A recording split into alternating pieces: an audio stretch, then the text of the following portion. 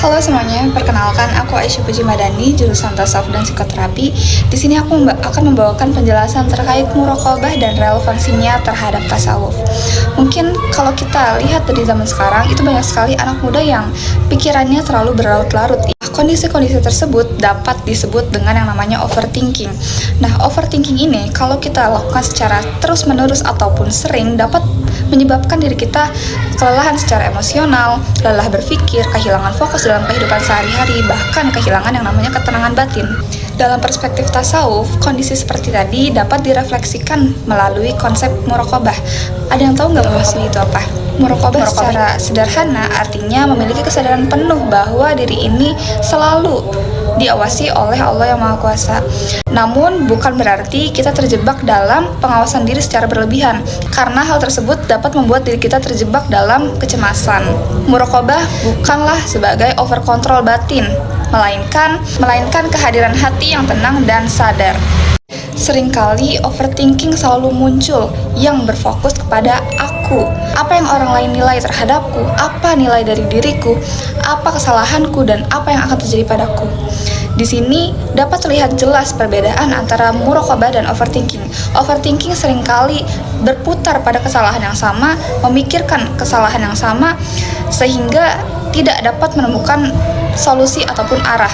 Sedangkan muraqabah hadir untuk menyadarkan diri bahwa Allah hadir penuh dalam setiap tindakan kita, bahwa Allah lebih mengetahui apa yang terjadi pada diri kita tanpa perlu penghakiman yang berlebihan. Dalam psikoterapi, overthinking ringan dapat diatasi dengan pendekatan CBT atau Cognitive Behavioral Therapy, yang mana pikiran-pikiran negatif dapat diubah melalui pola yang sadar untuk mengubahnya dari negatif menjadi pola pikir yang positif.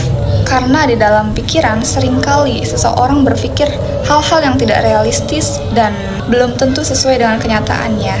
Nah, dalam ini seseorang diajak untuk mengenali pikirannya, bukan memusuhi pikirannya.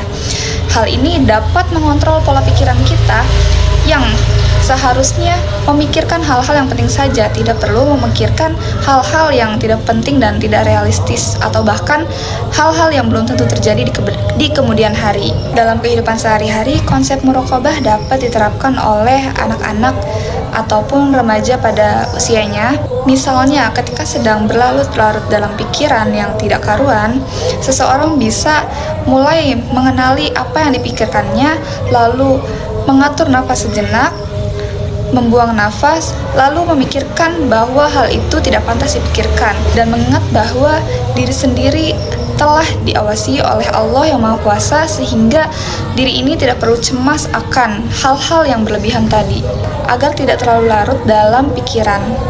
Jadi overthinking bukan berarti kita kehilangan iman atau kekurangan iman, dan ketenangan batin tersendiri juga bukan berarti telah hilangnya masalah, melainkan ketenangan batin lahir dari kesadaran, bukan kontrol berlebihan terhadap pikiran.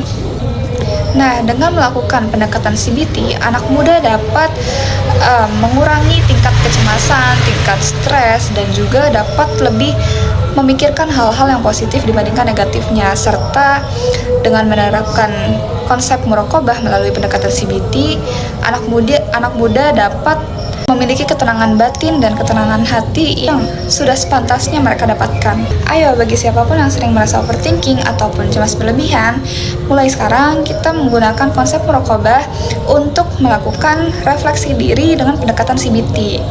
Sampai jumpa di lain waktu.